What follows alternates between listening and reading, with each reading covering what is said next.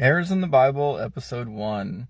And the coney, because he cheweth the cud, but divideth not the hoof, he is unclean for you. And the hare, because he cheweth the cud, but divideth not the hoof, he is unclean for you. This cute little fella is known as a coney, a rock badger, or a hyrax. They are believed for many centuries to have chewed cud, even though they do not.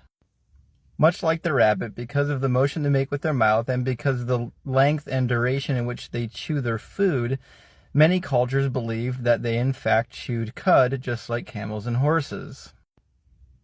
Now, a lot of apologists have noted that rabbits do in fact retake up their feces and eat it a second time. This, of course, is not the same as chewing cud, but they believe that the biblical authors could be referring to something more generic, not just eating cud itself, but that they redigest the food a second time. This, of course, is not supported in the Hebrew text.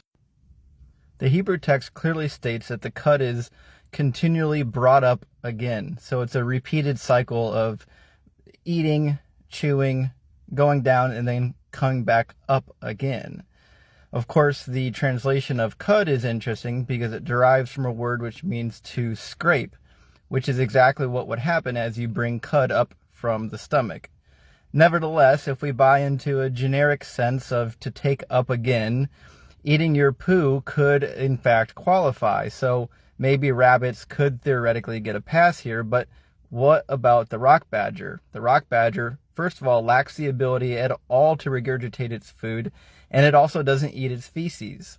So even if we give the rabbit a pass here, why is everyone always ignoring the rock badger? Every single apologist I've seen take on this issue will make a note that the rabbit eats its feces and therefore it's a generic sentence in the Bible, but then they completely ignore the rock badger. Why is everyone ignoring the rock badger? They ignore the rock badger because it doesn't fit their narrative. Rock badgers don't chew cud.